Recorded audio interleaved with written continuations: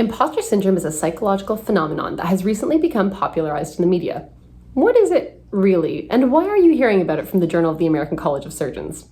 My name is Dr. Jennifer McCall, and I'm the lead author on Impostor Phenomenon and its Impact on Women Surgeons.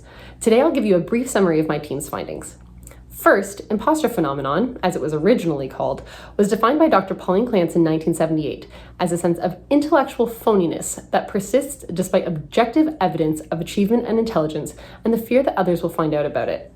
This has been studied in medicine before, but never specifically among women surgeons, and my colleagues and I observed that it was very common among our peers, so we decided to look into it more. In 2020, we sent out an anonymous online survey to people who had completed a surgical residency in Canada and identified as female.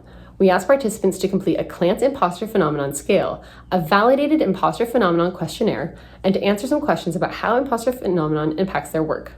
387 people responded, which was within our target range of 30% of the estimated population of women surgeons in Canada. 96% were currently operating. All Royal College surgical specialties were represented, with OBGYN, general surgery, and orthopedics among the top 3 respondent groups. 80% of participants were white, and all Canadian provinces and 2 out of the 3 territories were represented. 98.7% of respondents had ever experienced imposter phenomenon. That's a huge number.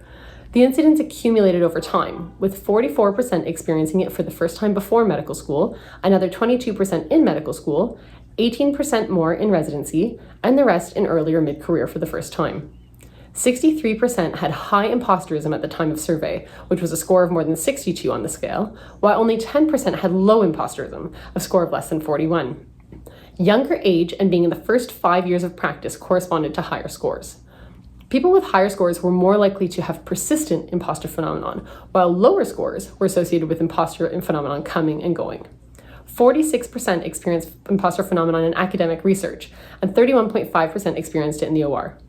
21% of women in our study were hesitant to take on a leadership role due to self-doubt. Imposter phenomenon is extremely common among female surgeons.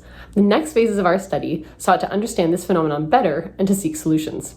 Look for more data in the months to come. I must thank the co-authors and other contributors to this study, to JACS for publishing, and to all of our respondents.